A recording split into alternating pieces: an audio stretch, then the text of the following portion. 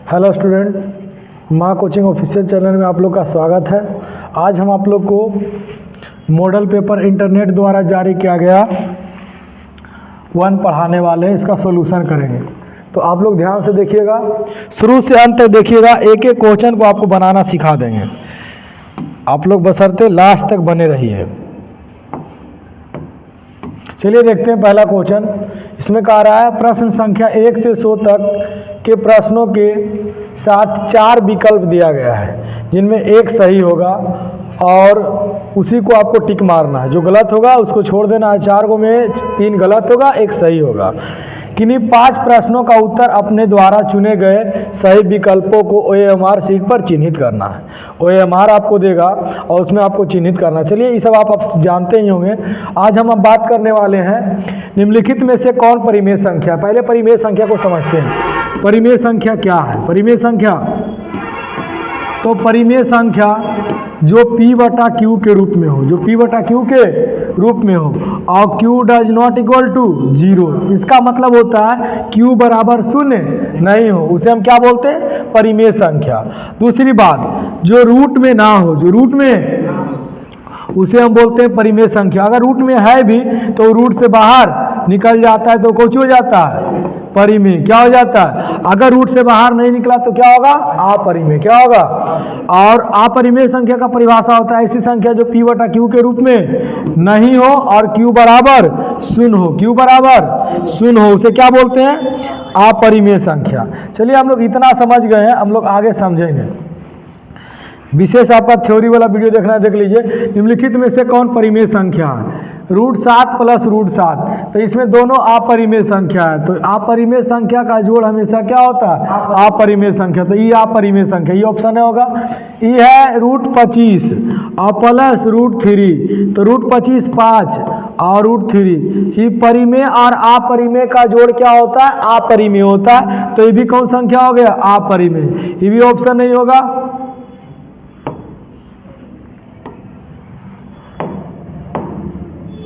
ये भी ऑप्शन नहीं होगा। अब जानते हैं 1/√4, 1/√4, तो ऊपर 1 और 4 को निकालेंगे रूट से बाहर तो कितना हो जाएगा? 2 × 2 यानी कितना निकल के आ जाएगा? 2। तो बताओ ये भी क्या हो जाएगा?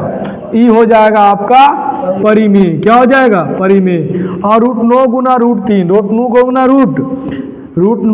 √3, तो यहाँ ध्यान दीजिएगा। ऐसा करें सबको इसी के अंदर लिख लेंगे। तो √9 गुना, तो 9 × 3 हो जाएगा बाबू, और √9 × 3 तो 3 × 3। अब बताओ ये कितना हो जाता है? आई भी गुना हो जाएगा, तो 3 बाहर निकलेगा, रूट कने रह जाएगा 3। तुम लोग ऐसे भी गुना कर देगा, √9 × √3, तो 9 × 27, तो 27 भी आप करिए तो बताइए इसका गुणनखंड कीजिए। 3 × 3 × 3, तो 1 3 बाहर, 1 3 अंदर। अगर रूट के अंदर कोई संख्या हो जाता है तो क्या हो जाएगा? अपरिमेय। तो ये तीनों जो है, ये भी अपरिमेय, ये भी अपरिमेय, ये भी अपरिमेय, क्या हो गया? परिमेय। तो आपका आंसर कौन हो गया? सी। चलिए हम लोग आगे देखेंगे ध्यान से।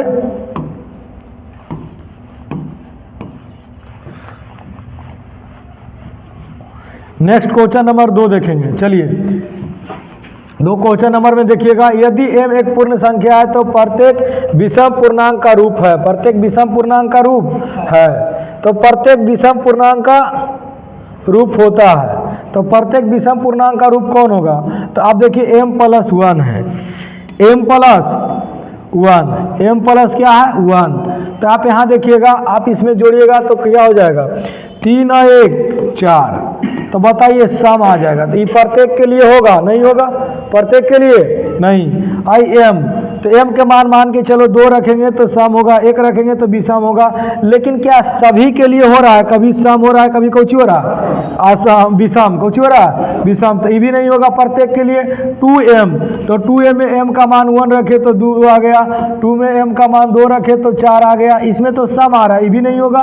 अब देखिए 2m+1, इसमें कुछ रखिए, मान कौची आ जाएगा? विषम। कौची आ जाएगा? विषम। जैसे कि आपको हम समझाते हैं यहाँ पर, देखिए आप बताइए m बराबर क्या रख ले? आप ही लोग बोलिए। 1 रखते हैं, तो देखिए 2m+1 है, तो 2 × m1, m के मान कितना रखें? 1 + 1, तो 2 और 1 3, क्या आया? विषम आया। अब अगर m का मान आप कौची रख देंगे? दो, क्या रख दीजिए, दो। तो बताइए 2m + 1, तो 2 × 2, 2 × 2 + 1, बताइए 2 दूनी 4 और 1 5। मतलब यहाँ पर कुछ भी m का मान रखिए तो जो मान आएगा वो कौन संख्या का रूप में आएगा, विषम संख्या के रूप में। तो यदि m एक पूर्णांक है तो प्रत्येक विषम पूर्णांक का रूप होगा, कौन होगा, ऑप्शन डी, ऑप्शन डी। चलिए हम लोग समझ गए हैं, हम लोग अगला क्वेश्चन देखेंगे। अगला क्वेश्चन बताइए क्या है बाबू, अगला क्वेश्चन में हम लोग देखने का प्रयास करेंगे।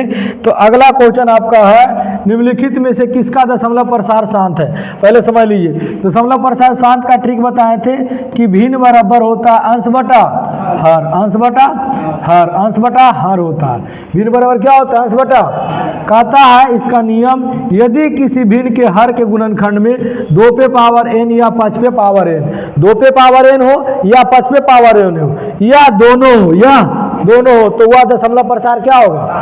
अगर ये दोनों नहीं होगा या दोनों में से कोई एक होगा तो 7, अगर ये दोनों नहीं होगा या दोनों के अलावा कोई और संख्या होगा तो क्या हो जाएगा, आसान। तो चेक करते हैं, 11/91, 11/91, इसका गुणनखंड कीजिए तो हो जाएगा कितना, 6391, यानी 13 × 7, 13 गुना क्या 2 और 5 आया, ये क्या होगा, आसान। क्या होगा, आसान।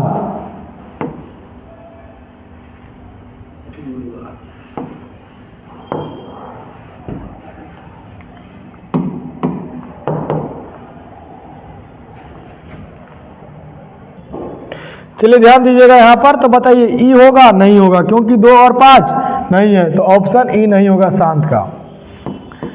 15/23 ही तो होएगा नहीं, होगा, क्योंकि इसका गुणनखंड करेंगे तो 23 और 1 आएगा, 2 और 5 आया तो ये भी कुछ हो जाएगा, आसान, ये भी ऑप्शन होगा। 17/80 ये क्या होगा, शांत। क्या होगा, कहो कैसे बाबू, तो आप गुणनखंड करिएगा, कर ले हम लोग, चलिए कर लेते हैं। तो 80 का गुणनखंड कीजिएगा तो 2 से लगाएं तो 40, 2 से लगाएं तो 20, और 2 से लगाएं तो 10, और 2 से लगाएं तो, यानी 1 2 3 4 5, सॉरी 1 2 3 4, तो बताओ 17/2 पे पावर 4 गुना 5 पे पावर, हम की बोले थे 2 और 5 होगा तो कुछ होगा। अब बताओ ये क्या हो गया, शांत। अगला कहा चेक करेंगे, हमको पता चल गया, छोड़ देंगे।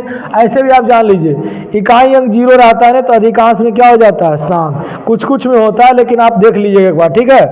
चलिए अगला क्वेश्चन देखें बाबू, चलो देखते हैं अगला क्वेश्चन। अगला क्वेश्चन आपका जो है वो आपका क्वेश्चन कह रहा है कि 0.87 पर रैकडिंग है, 0.87 पर, 0.87 पर रैकडिंग है, 7 पर नहीं रैकडिंग है, 8-7 पर नहीं, खाली किस पर है, 7 पर। तो हम जानते हैं कि 8-7 जिस पर रैकडिंग लगता है उसके लिए कितना आता है नीचे, और जिस पर रैकडिंग नहीं रहता है उसके लिए क्या आता है, 0। तो बताओ 87/90 है, ये कटेगा, ये क्या होगा, कटेगा। तो डायरेक्ट आंसर दिए रहा है 87/90, तो क्या हो जाएगा, ऑप्शन ए। क्या हो जाएगा, ऑप्शन ए। कोई दिक्कत, क्या 87/,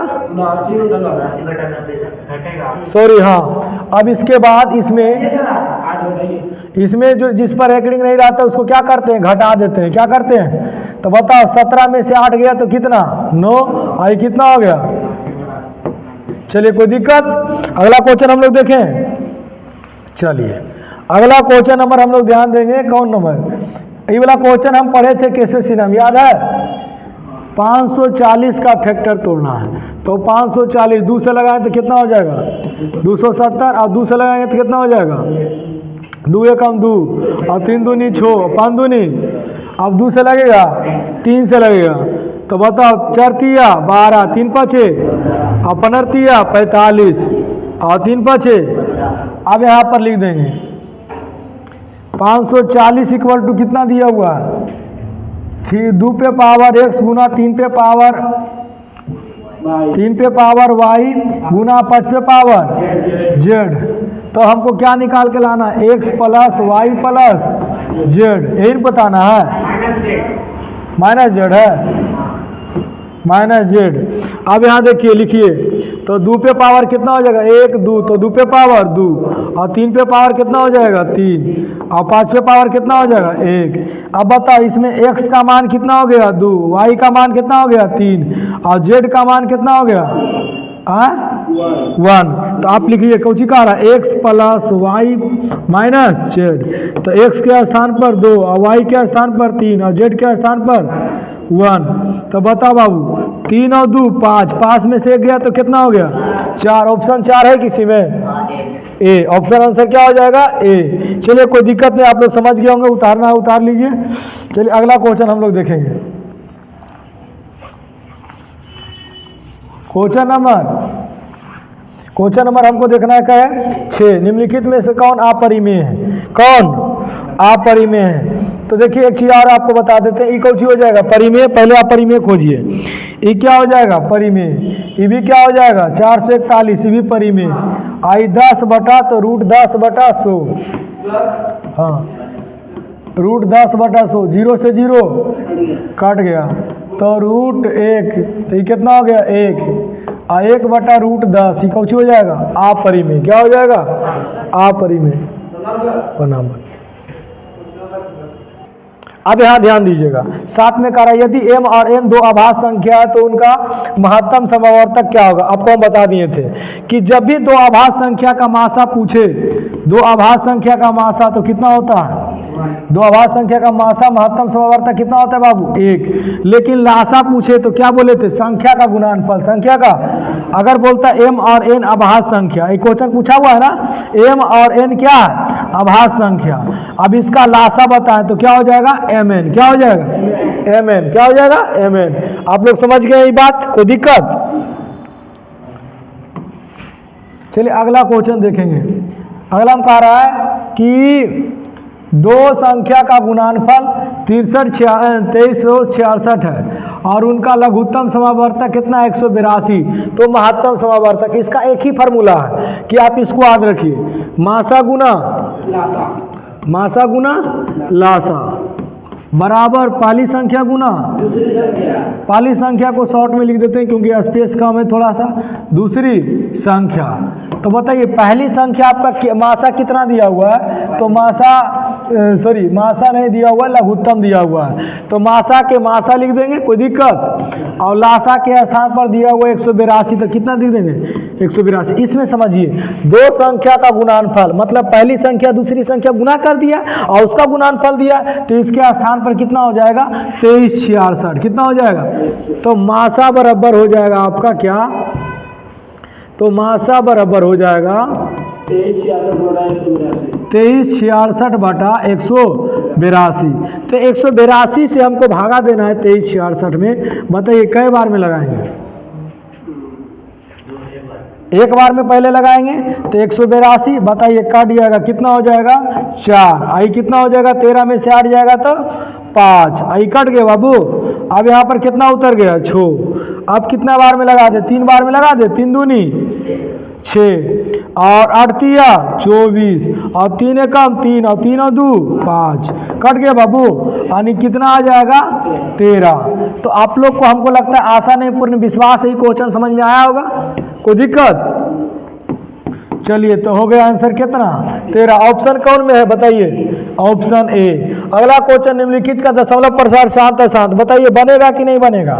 अभी बताया ऐसा क्वेश्चन, देखिए एक ही टाइप का क्वेश्चन रहता है, आपको बशर्ते खाली क्या है समझना है। तो आप इसमें देखिएगा निम्नलिखित में से किसका दशमलव प्रसार शांत है, किसका दशमलव प्रसार शांत है। तो बताइए ई वाला देख लीजिए, आपको नहीं लग रहा है इसका हो जाएगा शांत है, शांत होगा ना। तो बताओ, लेकिन इसमें पूछा कौन सी है आसान, ये भी हमको लगता है शांत हो जाएगा। आई भी क्या हो जाएगा शांत, आई क्या हो जाएगा आसान, क्योंकि जब इसका गुणनखंड करेंगे हम तो 2 और 5 आएगा, और जब 2 और 5 नहीं आएगा तो कौन सी होगा आसान। चलिए अगला क्वेश्चन देख ले बउआ, बउआ समझ में आ रहा है आप लोग को।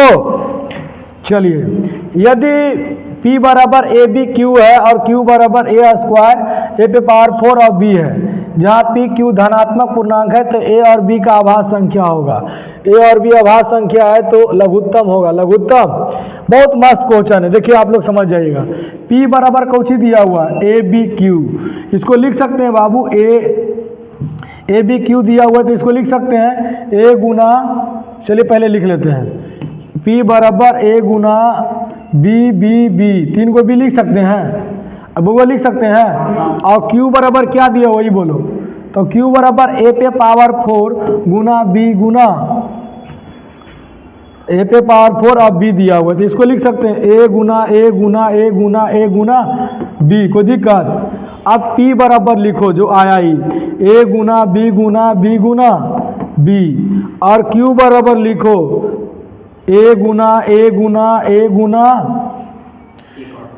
कौची है, एक और है और गुना कौची है बी। जो मिलता है पहले उसको मिला लेंगे, जो मिलता है उसको मिला लेंगे बउआ, कोई दिक्कत। तो